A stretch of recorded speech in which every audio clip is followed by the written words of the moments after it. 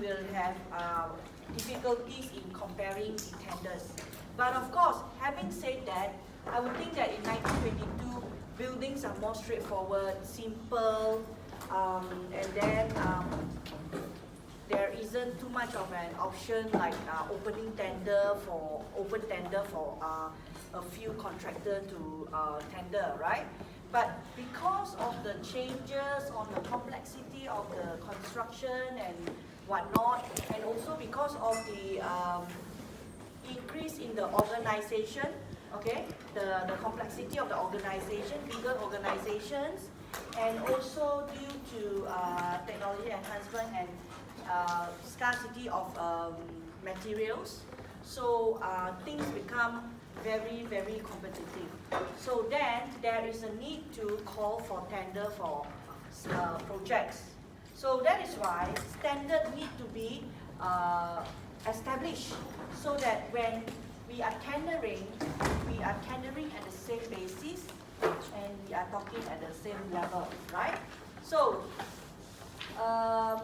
dissatisfactions existed within the industry due to lack of information, okay?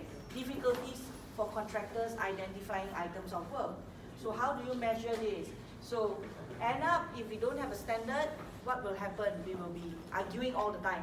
Oh, I thought you included this. Oh no, I thought you didn't, you priced for this, and then a lot of assumption has been made. So that is where the dispute comes from, right? So estimator left in doubts regarding the scope of works to be priced by a contractor. So when they price, they say, oh, I did not include this. The client will say, you should include this, you should know that, and you know, it's a never-ending story, right? So you can see the timeline for how the SMM actually evolved, right? So where you have SMM1 in 1922, and then they improvise it, okay? To the extent of SMM7, okay? They changed to new rules of measurements in 2013, right? So that is why in some of your notes, I mean your previous notes here, they have some comparisons between NRM2 and also SMM7, right? So just for your information, SMM7 is the standards that we used previously before the birth of NRM, all right? So, and the other one, this one, SESMM2 is actually Civil Engineers Standard Method of Measurement 4. So they have actually gone to 4 only. So most likely they don't have it in 1922. So that is why maybe if you work backwards it's there. So they evolve from there, okay? So when you're doing your civil like road works, your piping work, drainage, sewerage, you will be you will be referring to this SESMM4. Okay, why do we need standard methods of measurements, right? I have give some of the reasons. We need to have SMM because to provide recognized work description. So how do you describe your work, right? I just mentioned, if everyone is following NRM, you know what you should mention, like slope to fall. For floor areas, if it's bigger than or wider than 600 mm, you need to measure in meters square. So everybody will be doing the same thing, right? So they know how to price it. To regulate units of measurements, yeah, you don't want to have a situation when tender A come back with imperial measurement units, and the other come back with the feet, you know, or the convention unit, right? So we have to standardize the units as well to reflect contractors' methods of working. Example, trenches, wide and depth, working space, earthwork supports. Like I say, when you're doing a measurement, it's something like you are going through the process of constructing the particular items that you're measuring. So basically, you will need to know how that particular item is constructed, right? Remember, I asked you to take note on the two sites across our campus, yeah? So they are doing the site clearance. They will chop off all the trees first, which they have done now. Now you can see a clear, flat land. And the next thing they will do, topsoil excavations, right? So take note of the process. It's good for you, and later on when you are doing your measurements, it will help you to understand better. If possible, you can just snap a picture. Stage 1, site clearance. Stage 2, excavation of topsoil. So you can see how the thing works, right? So you can take note and take picture of the progress, right? So to identify areas of risk, so what is the risk? For example, like I want to excavate a trench near the slope. What are the risks, right? The risks will be settlements of soil or erosion. So what are the things that you need to do? You need to have protections, slope protections. If you are doing construction here, you need to sand material here. What do you need to do? You need to have barriers. You need to have access road, right? So these are the things that you need to foresee and also price for it. So to promote basic standards of documentation. So like I say, if you look at the NRM, okay, they have actually list down what is the component of the tender documents, right? Bills of quantity is only one of the section for the tender document. Other than that, there will be contracts that you use, form of contracts that you are using. There will be specifications, they have prelims bill, and then they have the preambles and stuff like that, telling you what is the responsibility of each party, right? So for documentation purposes. So RSA's new rules of measurements, 3 new rules to cover 3 different stages of construction process. So NRM1, cost estimating and cost planning for capital works, measurement principles, elements basis. So this one is more, if you look at NRM1, it's more on cost planning, right? How do you do your cost planning? And NRM2 will be about measurement, right? So measurement principle, trades basis. NRM3 will be maintenance and operating, cost estimating, planning, and procurements. So measurement principle will be based on elemental basis. So if you can see this is, if you can still remember the 7 or 8 stages of the RIWA plan of work. So this one will be actually in stage 0, 1, 2, yeah? And this one will be during just before the construction stage. Okay? So the purpose of NRM2, set out the rules for measurements and description for construction works. So for preparations of bills of quantities, BQ, okay, schedules of works, quantify, and schedule of rates. So address all aspects of BOQ. BOQ means bills of quantities, productions, including quantifications and non-measurable items, contractor designs, works, and risks. So mainly about taking off, producing a bills of quantities. Okay, so set up the rules for measurements and descriptions of construction works. Okay, description of construction work. How do you describe? What is your specifications? Mainly, it will actually tell you the flow of the construction, right? Its main purpose is to provide a uniform basis for measuring construction work, right? I say. So if you are using these rules, when you are measuring concrete, everybody will be measuring concrete with meter cube. That is the standard, right? There won't be a situation where you will be measuring in meter cube, you will be measuring in meter square, you know. So this is the standard for uniform standard, okay, for everyone to follow. When BQs are prepared based on a particular standard method of measurements, all the parties concerned are aware of what is included, assumed, or not included, right? So for examples, like when you are pricing for your bricks, when you have your description for the brickwork, it shall include not just the brick itself, right? It should include the cement mortar to bind that bricks together, and also it shall include all the necessary bonding ties, and also the wire mesh in every 4th layer.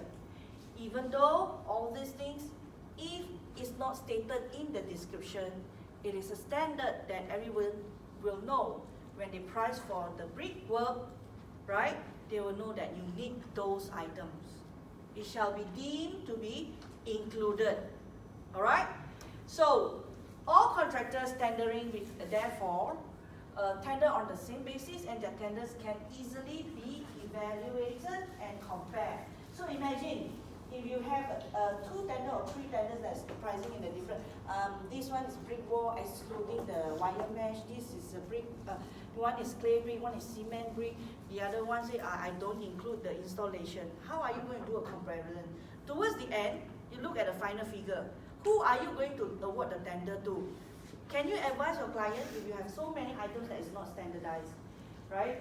So this price is 1 million, 1.2, 1.5.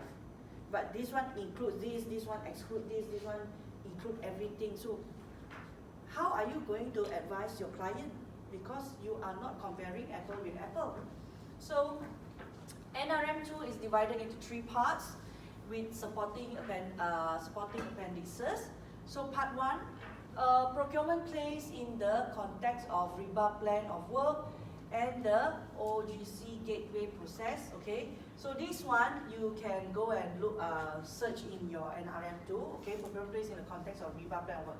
Meaning, the process we are still referring to the RIBA plan of work. What is RIBA plan of work? What is RIBA plan of work? So quiet now suddenly. Actually, you all can speak up. What is RIBA plan of work? Huh? Low. What is RIBA plan of work low? Are you low or loud? Low. Huh? You don't know your name? What's your name? Low, huh? Low. Okay. So what is RIBA plan of work? Construction flow? By who? By architect. Yeah? So why we do not want to create so many flow, architect flow lah, QS flow lah. Just one flow we follow and match it because it's a team. Yeah. So also explain the symbols, abbreviations, and definitions.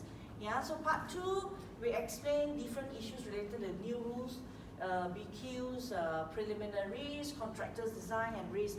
I think this one we have gone through it last lecture. So just a recap. So comprises of the tabulated rules of measurements and descriptions of building works for the purpose of work procurement. So there are some people who ask me what is procurement.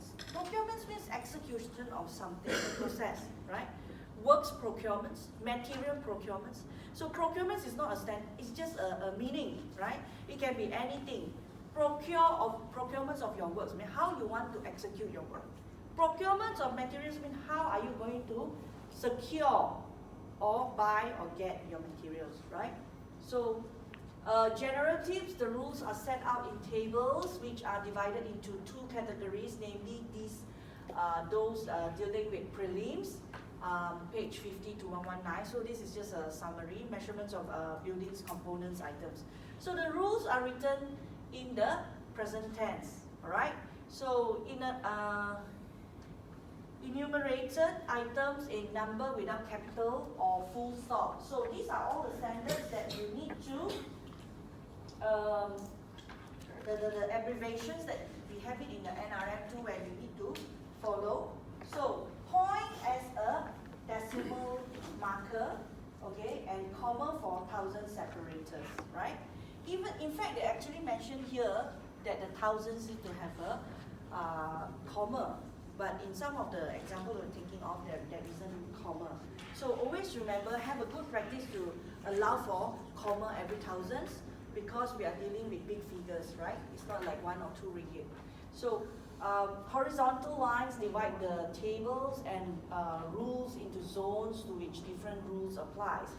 So broken line denotes a choice of units or choice of ways of measuring the work, okay?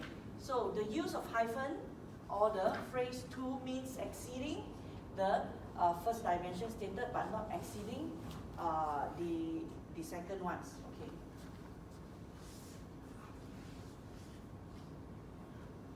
So look at work section 1.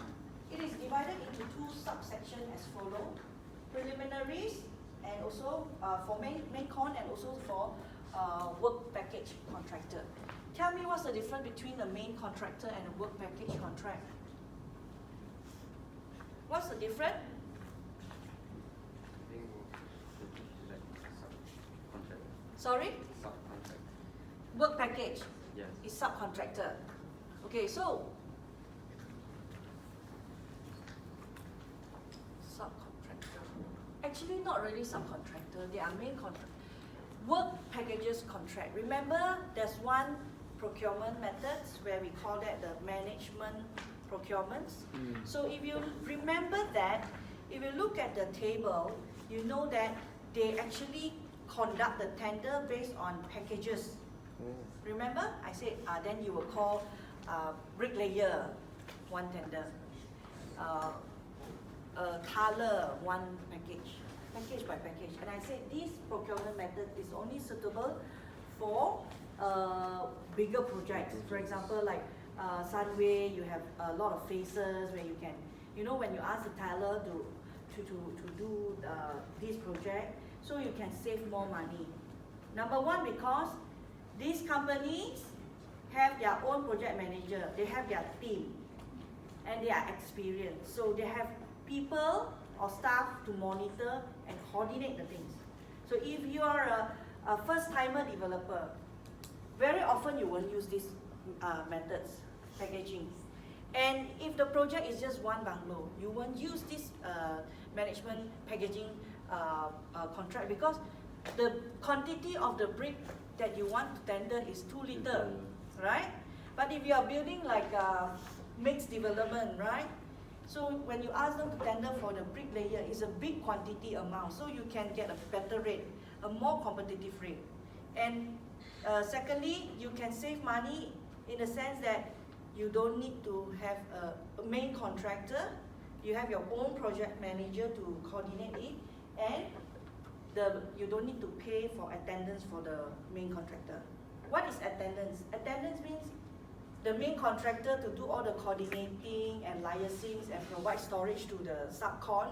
They will charge the client an attendance money, right? So if you don't do that, if you go straight to the work packages contract, you will save all this money. But the quantity must be big enough. So the difference between a main contract and a work package contract, meaning these are all separated into small packages and mainly for management procurements methods. So both subsections are subdivided into parts as follow. You have part A, information and requirements, in example dealing with the descriptive part of the prelims, okay? So part B, pricing schedules, provides the basis of pricing documents for prelims. So these are still talking about work section 1 is mainly on prelims. So what are the main contracts of prelims?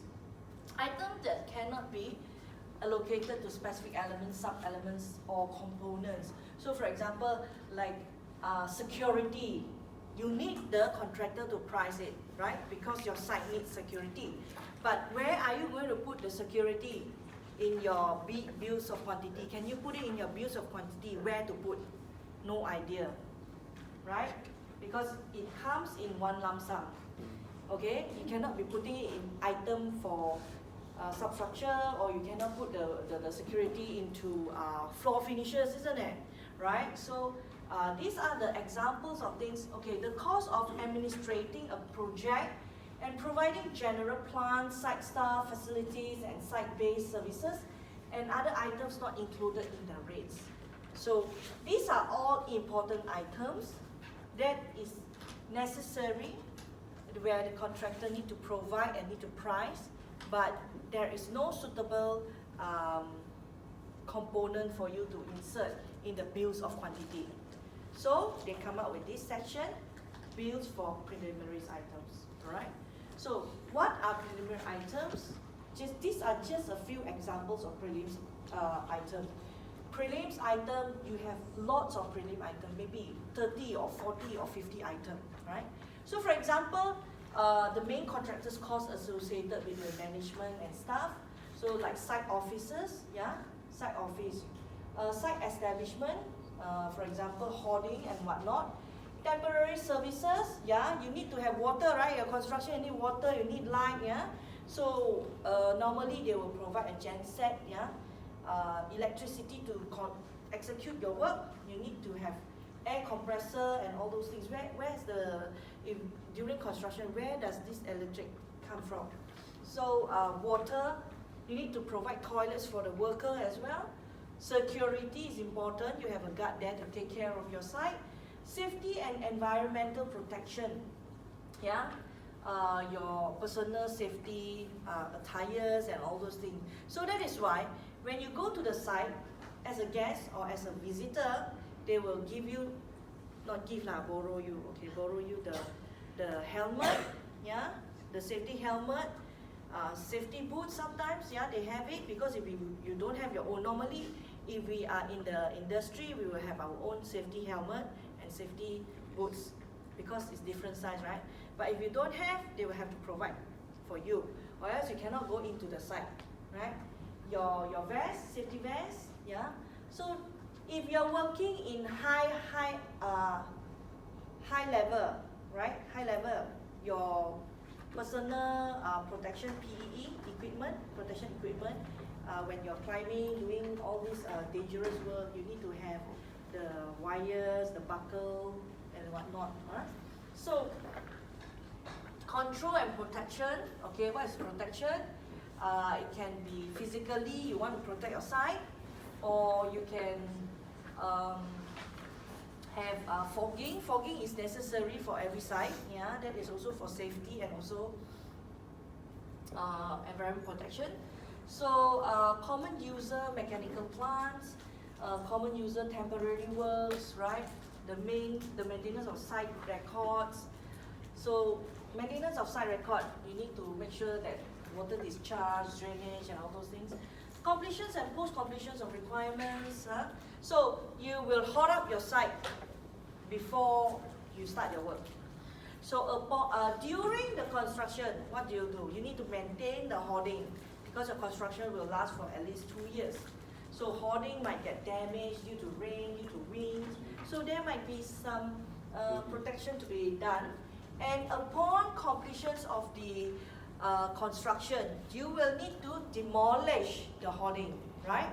So hopefully that construction site, they are not going to hoard it lah. Because if they hoard it, it's kind of difficult for you to look into the site. It depends on what they are doing. Previously, when they were doing the car park, right, across the road, they did not really hoard it up because it's a very simple work, right? So maintenance of the site record, completions and post-completion requirements, cleaning fees and charges, site services and insurance. Insurance is important. The contractor will need to price for two main insurance. One is for the public liability insurance, right? And the other one will be workman compensation. Anything happen to your workers, they will be compensated. So third-party liability, what is that? Third-party liability will be saying about if someone enter, for example, architect, enter your site, something happened to the architect, they are going to sue you. You need to pay. So these are all the insurance coverage, and bond, guarantees, and warranties. What is bond? If you learn the form of contract, in Malaysia, they ask for performance bond, meaning you need to give like 5% of your contract sum in a bond form for the client to safekeep. Just in case you don't perform well. What does that mean? Meaning you cannot finish on time, your quality work is not good, so they will use that money to rectify the work, right? Having said that, in the contract or evaluations, they also have retention sum. So it's kind of I kind of pity the contractor. You take the bond for work guarantee, and during the payment, progress payment, you further reduce their cost by 5% or 10% of their work done, because you are so worried that they cannot perform. Yeah. So preliminaries breakdown, and RM2, you have main contractor and work category packages. So if you look at here, you have part A, information and requirements, pricing schedule, you have all the schedule, and then these are all the things that, I think this one you can go and have a look, okay? employer requirements and main contractor requirements. Okay? Can just go. I think this is just like a summary for the section 1. If you go through the NRN yourself, you can